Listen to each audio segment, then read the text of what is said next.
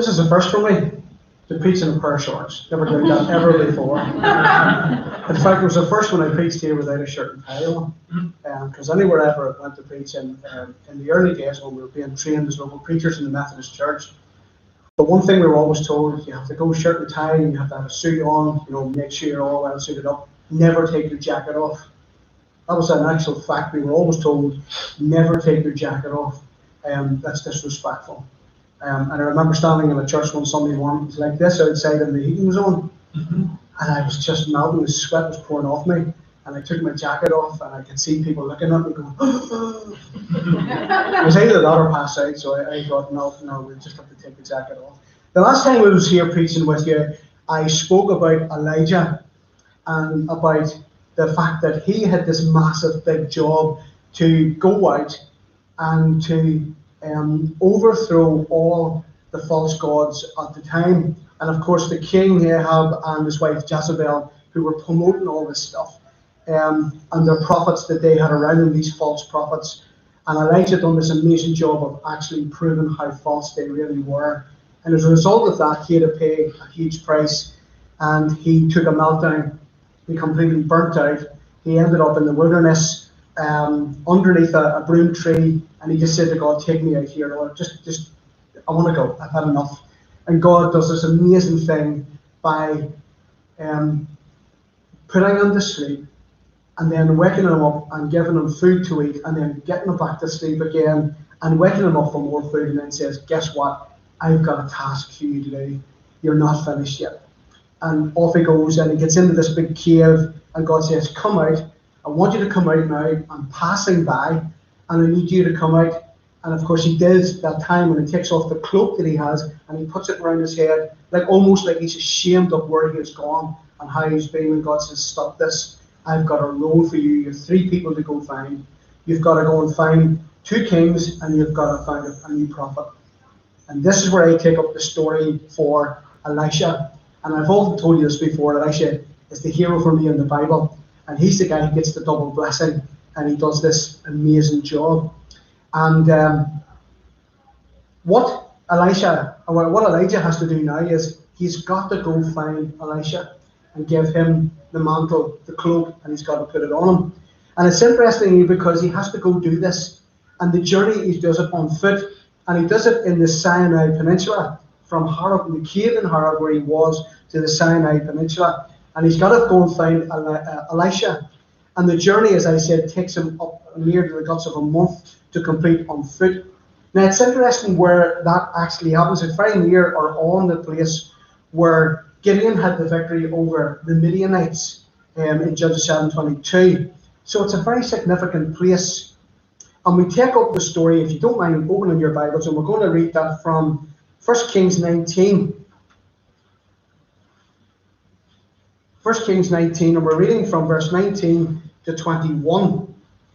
1 Kings 19, verses 19 to 21. So Elijah went from there, and he found Elisha the son of Shaphat. He was plying with the 12 yoke of oxen, and he himself was driving the 12th pair. Elijah went up to him, threw his cloak around him. Elisha then left the oxen and ran after Elijah. Let me kiss my father and my mother goodbye, he said, and then I will come with you. Go back, Elijah replied. What have I done to you? So Elisha left him, went back. He took his yoke of oxen and slaughtered them. He burnt the plowing equipment to cook the meat and give it to the people. And they ate. And he set out to follow Elijah to become his attendant. The story is a good one because here is a man who walks up out of nowhere. No doubt they've never met before. And he takes his cloak off and he just puts it around Elisha.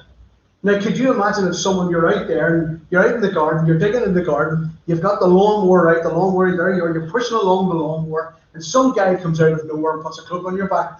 What are you going to do? Aren't you going to go, oh, weird, there's something wrong with this guy? Get away out of my house, get off my grounds, please. But it seems Elisha seems to know. Whether it is the fact that perhaps Elijah had this reputation, and by reputation they knew of him and they have heard of him, or when he happens, Elisha just knows this is right. It's a calling. He has this calling to go do this job. And so it is a lovely picture of handing over. And he's ploughing in the fields. That's the amazing thing, is he's got these 12 oxen. He's ploughing in the fields. This guy walks up to him and puts a cloak on his back. And it seems that throwing a prophet's cloak around person apparently symbolizes the passing of the power and authority of office to an individual. Now, remember when I told you the last time that I was here when we were talking about this, that only kings and priests were anointed? Well, Elijah has this job today. He has 2 kings to anoint and a prophet. A prophet never got anointed. And so the handing over the power, it is a very significant thing. And we can see there where it says, Elijah went from there and found Elisha the son of Shaphat, and he was ploughing with 12 yoke of oxen, and he himself was driving the 12 pair. And Elijah went up to him and threw back his cloak around him. It's the handing over of the power, isn't it? It's the handing over from one person to another.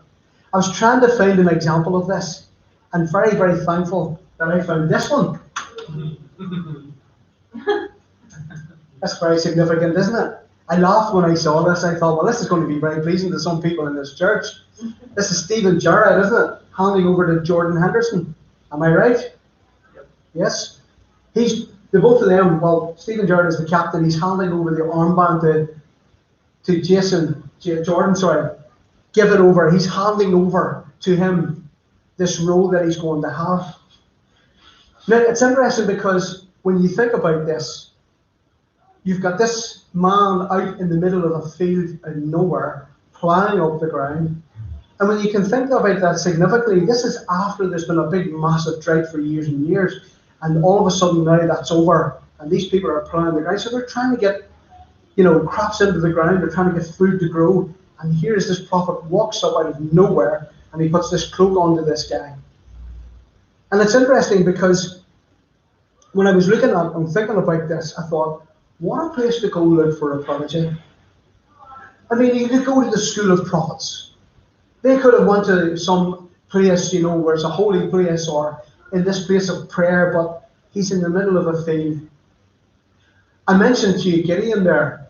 I mean, when you think about Gideon was the man who said to the Lord, I'm the least of my tribe. Why are you picking me to do this job? And you've got to remember the massive job that Gideon had to do. His role was to get rid of 1 million Midianites who were in the land.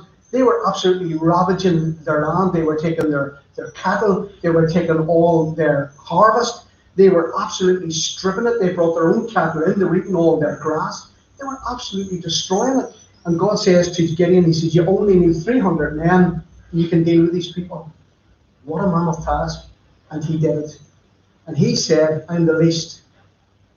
What a place to find a prodigy. I love what Bible scholar and commentator Matthew Henry observed, that Elisha is not at the school of prophets among scholars or deeply embroiled in a spiritual debate or in a quiet place of prayer. He is ploughing a field, and the Lord went to call him. You'd be forgiven to think that maybe Elisha could have been shocked about some guy just coming up, or confused or puzzled about it. But like I said, he seemed to know. And he said, hold on, can you give me a minute? I want to go back. I want to kiss my mother and father goodbye. And then I'm going with you. And it is a good, lovely picture of that, where he is accepting the call of God. Commitment to spiritual service. Now, this is something that really struck me when I was reading this. It was the commitment to spiritual service, and it has a cost. Every job we do for God in the church has a cost to it. And one of those is being prepared. Elisha had to be prepared. The one thing he had to be prepared for was to say goodbye to his family, to the nice surroundings that he lived in, everything that he understood. He had to leave that behind, and he had to be prepared for that. And I'm often saying to folks, if God's calling you into a service for Him, you've got to be prepared for life to change and to do something different. You've got to be prepared to be giving yourself completely. Secondly, he had to learn to serve. It was learning to serve was probably the most hardest thing for him. Because what he had to do there is he had to burn his past. And that was in the form of the equipment that he had, because he took that equipment, he piled it all up in the middle of the field. He went and he got the oxen, he slaughtered them all, and he cooked a meal for everyone in order, I would suspect, to say goodbye to everyone. But the most important thing that he needed to have was sacrifice. He needed to sacrifice. He was going to sacrifice everything around him, his lovely, comfortable home. And I assumed that when I was reading this, I was assuming the fact he had 12 oxen. Most poor people don't have 12 oxen. They're lucky if they've got one, never mind 12. So I was assuming that perhaps maybe he came from a well-off background, and that he probably lived it up in a kind of a sense of the word. And so he was just doing more than just, he was sacrificing. He was sacrificing his family, his well-off life, and leaving it all behind. His comfortable home and his life. And then he had to have a willing and available heart. That can be a hard one. A willing and available heart. It was more than just a farewell party for Elisha.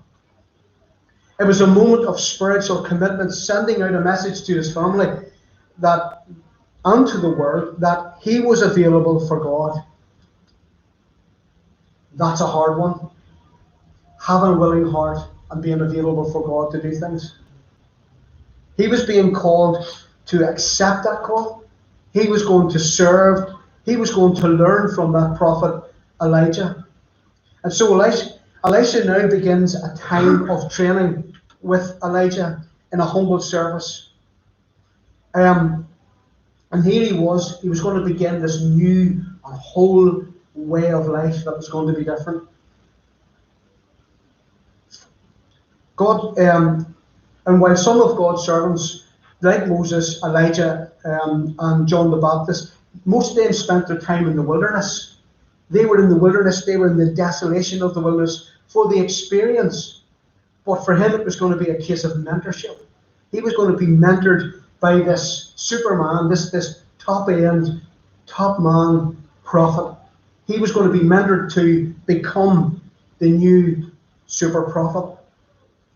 When you look at it, mentorship is a biblical pattern when you think about it. Joshua served under Moses. Now you know that Moses started out to do a great job, and then he let God down, didn't he? He didn't listen to the command that God had given to him, and so therefore God said, "You're not going into the promised land." Joshua had to do that.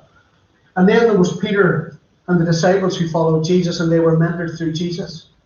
And then there was Saul of Tarsus, Paul, who was mentored by Barnabas. And then, of course, there was Timothy and Titus, and they learned under Paul. When you look at that, when you think about that, you understand that God is going to teach, and He's going to bring people into your life to help you and to make you become the person that you're going to become. And here Elisha is going to be trained by the top man. He has got to spend time with him. He has got to learn from him. He has got to listen to him. He has got to participate and watch all the time as he does this. Our story starts with a discouraged, burnt-out prophet. It's incredible when you think about it. A man who was ready to quit, but rather than allowing Elijah to walk away from his call and mission, God gives him a new mission to find and anoint and train his successor. And if we look at it in the right, if we look at it right from the odd moment when Elijah places that cloak on his back, and his response was his heart was available. That's the thing, was Elisha was ready to be available. And that's the thing I think we need to take here, that he was available. You know that wonderful hymn writer, and she wrote, "To God be the glory and great things you have done." Her name was Fanny Jane Crosby, and she wrote an amazing amount of hymns, thousands of them. And one of the less known hymns that she wrote was this one: to work, we are servants of God. Let us follow the path that our Master has trod. With the balm of his counsel, our strength to renew. Let us do by his grace what he has called us to do. Everybody in this room today has all faced or all had to go through some kind of training. All of us in our jobs, we have to train. We have to learn how to do that job. For some of us, we have to spend a few years doing it. For others, they've got to spend a long time doing it. And I know that we've got doctors within the congregation, and I don't know, what do they do, 7, 10 years or something? It's a long, long time to learn their trade, to do their job, their profession. For me as a plumber, I had to do 4 years of being an apprentice. And my goodness, what a traumatic time that was at some stage, because I met some of the most nastiest individuals that you could ever want to meet. The most narcissistic, sarcastic, unbelievable people you could ever set eyes on. I remember one time this guy, we were in a boiler house. We were doing a whole fit out in a massive big boiler house in a police station. And the ceilings above were all concrete, so they were all concrete, and I had to get up on a trestle really high and get over the top and get my wee legs over the top of that, lock them in and get this heavy drill and drill up. And of course, when it was drilling, the little fan blades inside the motor were blowing the dust back in my eyes.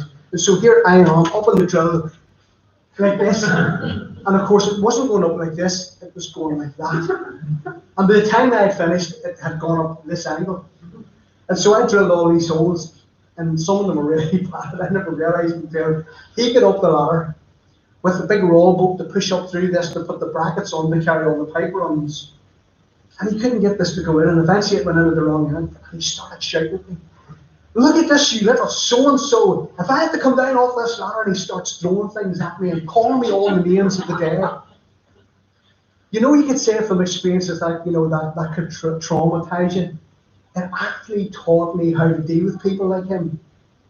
Namely in a piece of 3x4 in the back of the neck, Sorry, I'm only joking. It actually really taught me a lot about how to deal with people like that.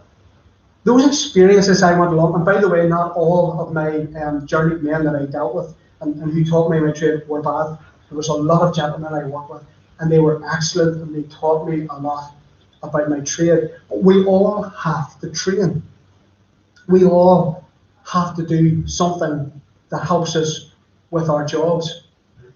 And according to scholars, when we enter into the 2 Kings, namely in chapter 2, Elijah and Elisha have been together for roughly about 7 to 10 years. And in that time, Elisha has served, learned, watched, and he has taken part in the ministry with Elijah. You see, faith can't be taught. It's something you learn along the way. And I truly believe that. You pick up things by watching other people. I have to say, one of the greatest privileges I've had over the years is spending loads of time with older Christians.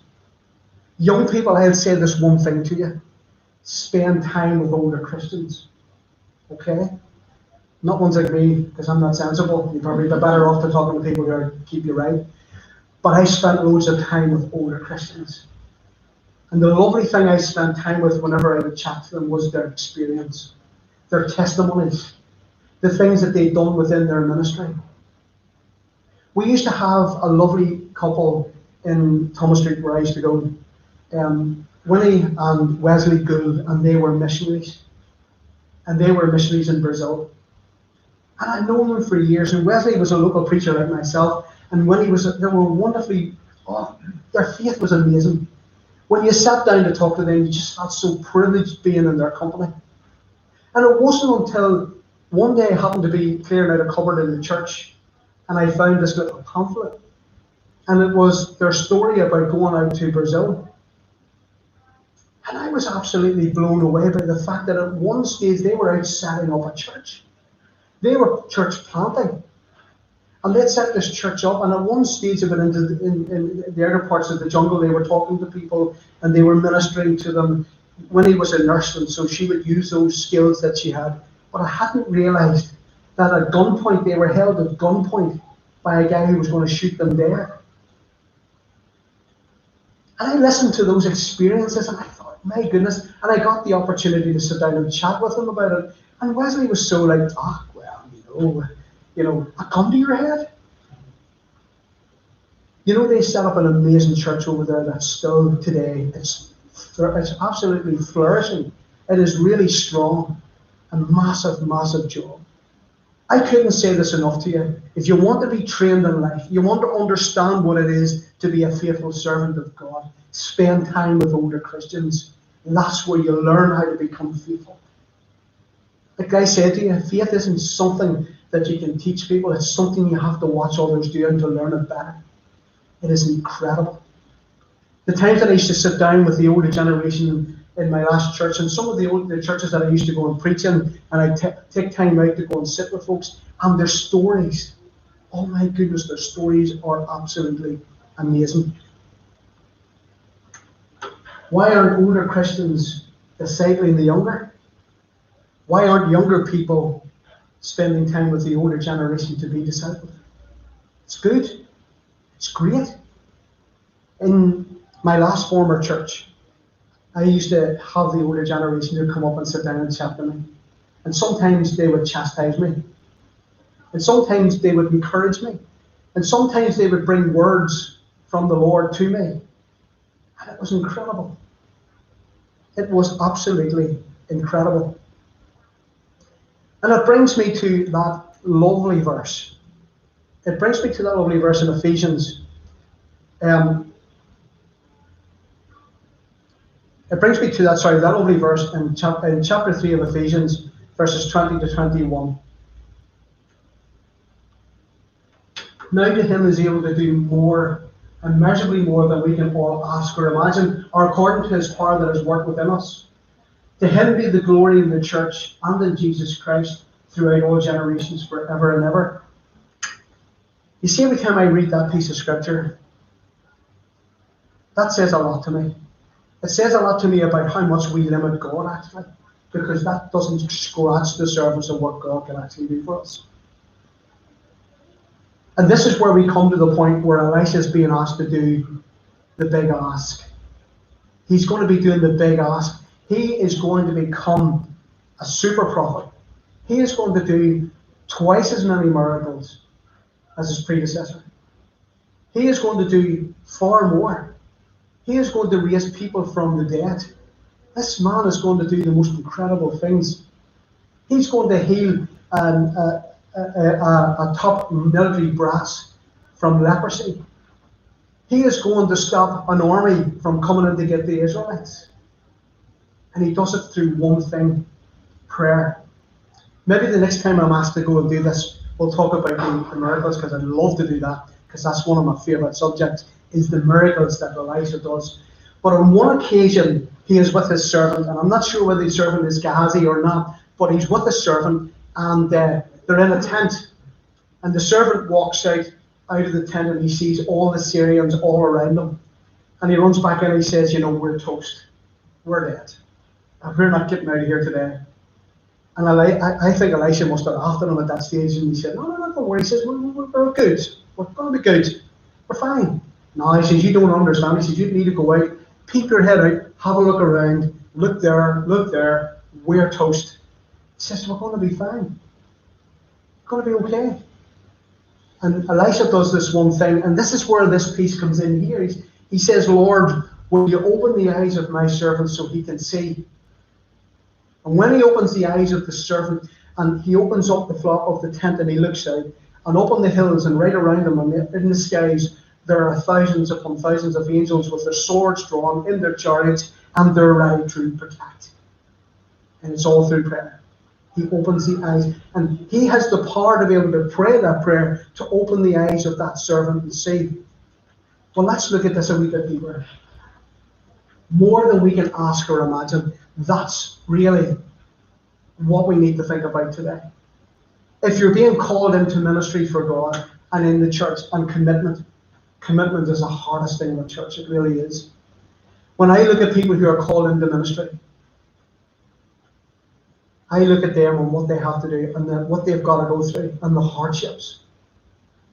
When I look at our own pastors in our church, David and Linda, What an example these people are to us. These people have a family. They have jobs. They have full-time jobs. They have family. They've even got 2 dogs and loads of chickens and cats and everything at the house. And they manage to come to this church and minister to us. On Tuesday night, they come to prayer meetings. And yet they have commitments at home to their family, but they're here. And that's the example for us. And you know something? I know that they've gone through a lot in that time of the ministry in this church, where they have watched people walk away from here. They have watched people whom they had ministered to that they have wished that they'd stayed around. I know that they have been hurt by individuals, but that's what you have to do when you become involved in ministry in church. It's a tough one. Commitment is the hardest thing in the world sometimes, but you have to do it. And if God's calling you, He's equipping you. One thing I will say to you is this: if you feel called today to do something in the church, come talk to the leadership and tell them. Very important. Like I told you the last time I was here, when the Lord called me to be a local preacher in the Methodist Church, I immediately said no to Him. There was no way I was standing in a pulpit to preach anywhere, anytime, not happening. And God brought me to the place where I had to be submissive to Him and do the job. And I remember saying, right, I'll go and see the minister. And it was the Reverend Cecil Newell. And I went up to him and I said, and before I went up to him and I thought, gosh, this man's going to say no. And I said, don't be stupid, you're not going to be doing that. We're not asking you, we're not going to let you in the pulpit. There's no way we'd let you in the pulpit, son, you know, this is never going to happen. And you know, I went up to him after church on Sunday and I said, can I have a wee chat with you? Of course, he said, what's on your mind? I said, you know, I feel called by God and I've really tested this one out. And I explained to him how I tested it out. And I said, the Lord's calling me to be a local preacher. And I said, I wasn't sure that. He just, hold on, he said, you want to be a local preacher? I said, yes. Wonderful, he said. Amazing. He said, I'm going to put your name up. I will personally, he said, stand for you on this one. He said, that's incredible. I'd love to do that. He said, I am so delighted to hear that, Nigel. I was taken back. I thought, ooh, they're actually going to let me do this. Ooh. I'm not kidding, that's exactly how I said it. They're going to let me in the pulpit. What a daunting task the first time I ever did that. It was in a wee church away out the Birches called Ballinary Methodist Church. It's the loveliest wee place you've ever been to. Unfortunately, it's closed a couple of years ago. And I went to the very last service because it was my first place I ever preached. And they had, I think I told you this the last time, they had this lovely pot-belly stove in the middle of the church. And when I first started going there, they used to light it. And if you look out beyond the church, you can see the Loch Ness. It's just over a field away from them. And on a windy day, it blew the smoke down into the church. And a big high pulpit in there, and you could sort of look around to see if the congregation were still there because the place was full of smoke. And I'm not joking, I'm seriously, it really was. And it was either Baltically cold or unbelievably hot, one or the other. But they had to do away with the stove for health and safety reasons. They kept it there, but they put ordinary heating in, thank goodness, you know, which was quite good. But what a lovely wee church that was, and the first day I ever preached. You know what? There is a price to pay when you get called by God to go do things. Well, it's a good price. It's not a bad price. Let's look at Ephesians 3:20-21. And let's break it down for you, okay? Our God is. Think about that. Our God is able to do. Our God is able to do, and you're being called by God, then our God is able to do far more. And I think we struggle with this a wee bit sometimes because we limit God, don't we? We limit God on what He can do for us. Think about Elisha. Here he was in a field plowing, and this man comes up and puts a cloak on his back and says, right, come on lad, you're the new man. We're going to be training you. We're going to be showing you what to do here. And he does it. Now he's had to pay a price for that because he's walking away from his family, from everything he knows. I doubt that he ever got married. It probably wouldn't have been a good idea if he got married anyway because he's a prophet. You think about his wife buying him a Christmas present, he says, I got you a surprise. No, I know what you've got. It's not good fun, that, is it? You know, you always hear that, don't you? Somebody's going, I know what this is. It's a surprise. No, it's not. I know what this is. God is able to do far more abundantly beyond all that we ask and think. Far more, beyond all that we ask and think. Do you know one thing that really used to bother me in church? The one thing that used to bother me in the churches that I've gone to, was the fact that the prayer meeting was so badly attended. That's the bit that used to get to me probably the most. Prayer meetings are the centre of our church. And I've got to say, not this church, by the way, because we have an amazing prayer meeting in this church. To pray with people in this church is absolutely fabulous, to say the least. It is a privilege to come here on a Tuesday night. I absolutely love it, wouldn't miss it. I mean, you have done for the last 2 weeks. Just in case somebody pulls me up on that one afterwards. And I believe that one of the weeks was that it was moved, and I'm sure it was to do with football. Shame on you. That's all I can say. I don't like football, so it didn't bother me. Anyway, prayer. Why is it that prayer is the most underutilized resource in the life of believers? Why is that? Why is prayer the most underutilized part of your life as a Christian? The key is not to use it when you're in trouble. You know what I mean? It's where you go to as a last resort. It's your first resort. It's what you should be every time. Prayer, prayer, prayer, prayer, prayer. And you know how I learned that? Do you know where I got that all from? Watching older Christians pray. Their faith taught me so much more. And if I was to impress upon you all here today, it's this one thing. It's this one thing. Pray. You pray, and you pray, and you pray, and you pray, and you pray, and you pray. I read a very interesting article not so long ago about a guy who was in the satanic movement. And he spent a lot of time hating Christians and going against them. And when the Lord very much changed that man's life, and he became wonderfully saved, and all that baggage was removed from him, this one thing he said that really hit me hard. He said, the one thing we loved, he said, is when Christians didn't pray. Because he said they were the easiest ones we could go after. When a church didn't pray, they were the easiest ones to go after. When a church didn't involve themselves in prayer, they were the easiest place to destroy. Why is prayer the underutilized resource in our lives of believers? Why is that? We need to pray more. Tuesday night prayer meeting is where you do it. This is what we make. This is how you make a kingdom. This is how you make a kingdom for God. This is how you change things. And here's it. This is it. For me, this is what the older Christians used to say. Nigel, prayer changes things. I learned that from the older generation who used to say to me, Nigel, prayer changes things. Prayer changes things. And say it again to you, prayer changes things. I'm going to say it one more time. Prayer changes things. You want to see a church move forward? Prayer changes it. You want to see people outside being saved? Prayer changes it. Elisha prayed for his servant. And the Lord opened his eyes to see the angels. And he says these amazing words. Greater is he that's in me than he that's in the world. Hallelujah. Think about it. One of the other wonderful miracles that Elisha does is the Shunammite woman. They built a little house, a little part under their house, especially for Elisha and Gehazi, his servant, to call into. And he wanted to repay her, and he said, what would he? She said, I don't think it. He found out. He's a prophet. He knew all right, didn't he? She wanted a child. They had a child. The child turned about 14, he died. Elisha came back, and he got on top of the little boy, and he put his hands over him, and he began to pray. And the breath came back, and the life came back into that little boy, and he came back, and he prayed. Prayer changes things, friends, and it does it mightily. Our God, able to do far more abundantly beyond all we ask or think.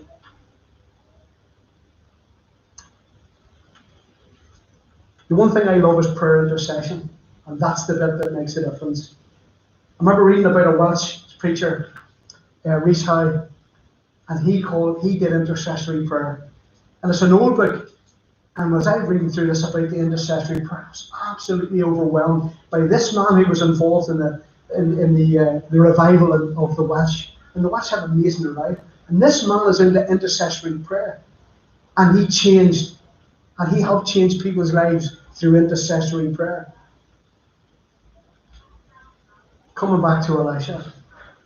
By now, he realizes that the time's now come for him and Elijah to part company, because they've had, 7 to 10 years together. He has now been involved in the ministry. He has watched, he has participated, he has listened, he's been there, he saw everything that the master has done. And now he realizes it's now Elijah's time to be taken up. And it's interesting because Elijah goes up into heaven, he doesn't die.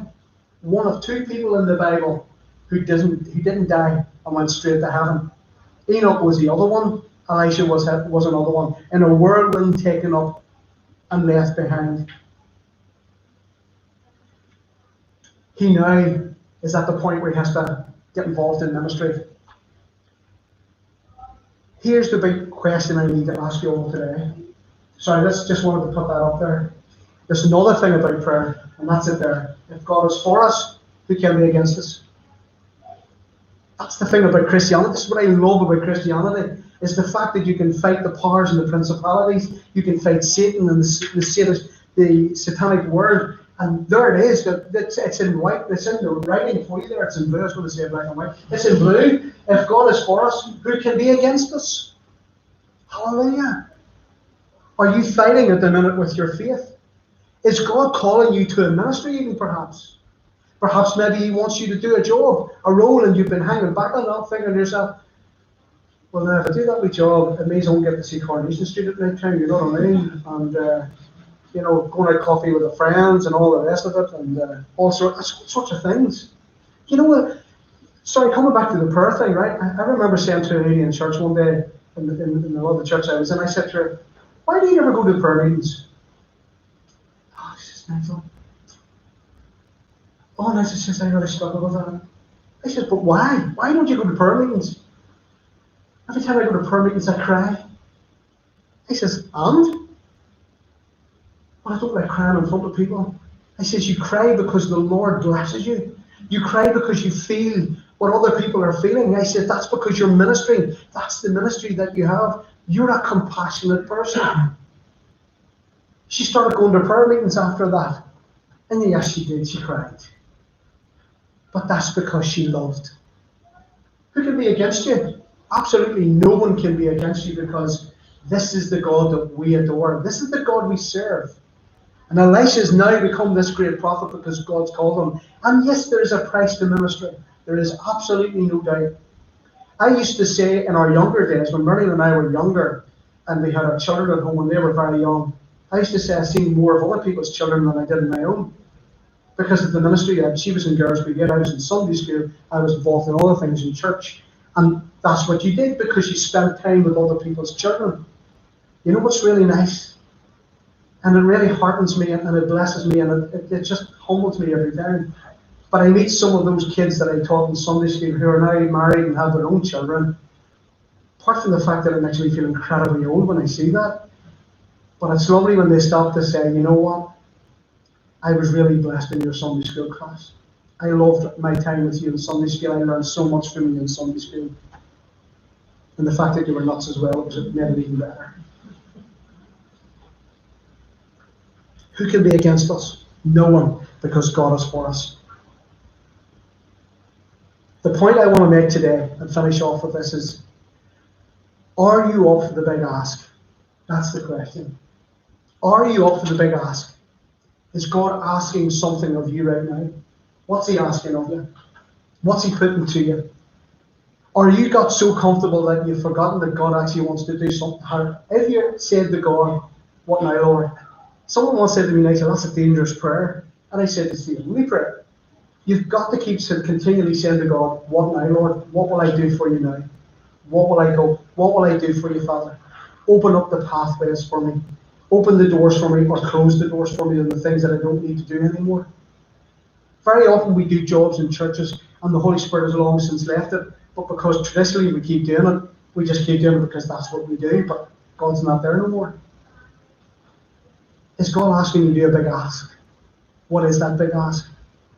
Is he putting you into a particular ministry? Is he taking you out into somewhere in the world to become a missionary? Is he asking you to be an engineer somewhere out in Africa? I went out to Africa for 3 whole weeks, and the 3 weeks I was in Africa, oh my word, was I blessed. Was I blessed. I actually almost nearly felt like I nearly wanted to become a missionary there and then. Not something that God called me for, because when I came back, I tasted that one. But I saw what other missionaries were doing. It's a hard place, and it's a hard job, but I tell you what, I loved it. I was bringing water fresh water into a hospital, and they were using the water that they would get from the pipes out in the street, which was really bad quality and didn't happen very often. So we put a deep well pump down, and we were piping this water up into the hospital, up into the big tanks. It was an amazing time. It was an amazing time to meet people and to see all these lovely, lovely people humbled by so much by what they did. It was one of the days we were digging a trough right across the hospital out into the field where the well was. And I was standing talking to one of the guys that was with me from Northern Ireland. And the next thing I looked over, and there was a goat, and the goat just went boom. Oh, that's weird. The next thing I could see the locals, one of the guys, big machete, running down, and he goes boom. And it was a snake had come up and bit the goat, and the goat died. And I thought, whoa, it's a snake in the grass.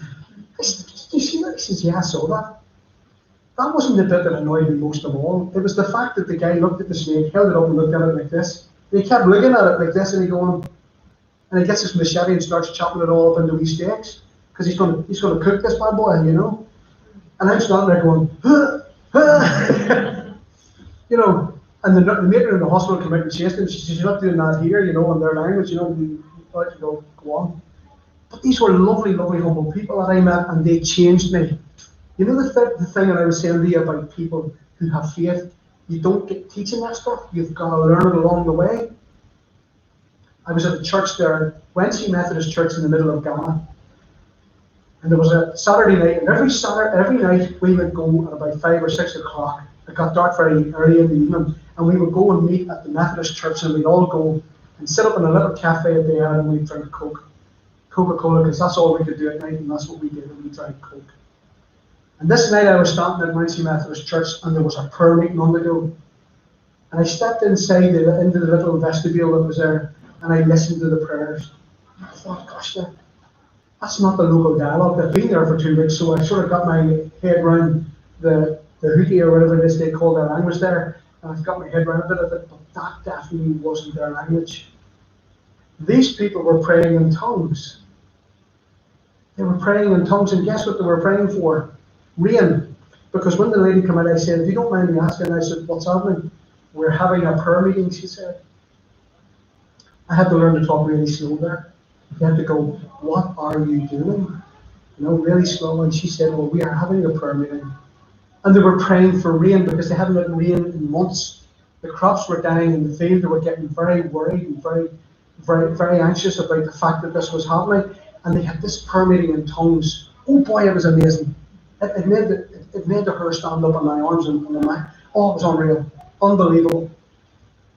And then all my friends all arrived. All of us, our team. There was 10 of us in this particular team. There's 58 of us all together, or 59, I think, and we're all dotted out all over Ghana. But this team in Wednesday, we went off to have our usual bottle of Coke. And when we arrived up there, had it. So we all agreed. The next day we went to church. 3-hour service, folks. 3 hours. A 3-hour service they had. You wouldn't have saw it because it was so amazing. These people are all dancing. And there they were. Even when the offering came up, they all danced up to the offering plate, and they all danced back. And you know what's really funny? I was doing the video bit. It was the people from Northern Ireland who couldn't do it. It stood out like a sore thumb. You know, they didn't want to do it, but they had to do it. You know, that kind of way. We were supposed to meet the next night at 5 o'clock Sunday evening. It began to rain. It rained like I've never seen rain. I've seen rain in Northern Ireland, but I've never seen rain like this. This rain was taking out all sorts of mounds, and it was flooding down the streets. It was flooding past the house that we were staying in. It was unbelievable. It was so loud. The tin roofs in their house, it was so loud I couldn't even sleep. It rained for hours and hours and hours and hours on end.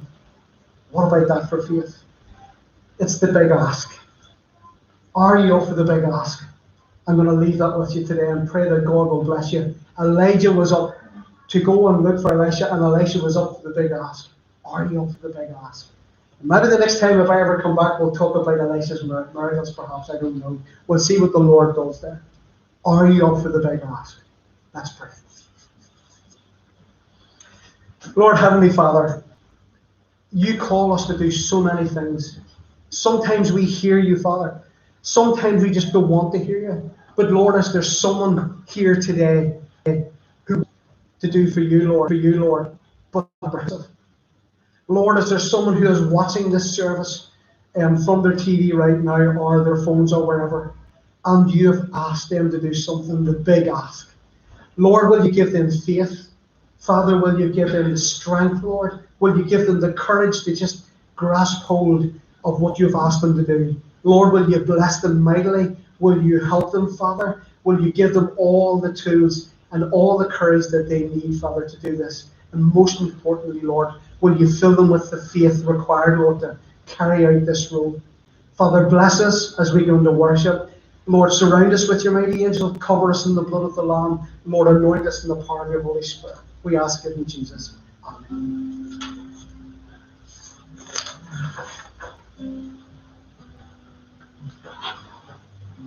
Amen.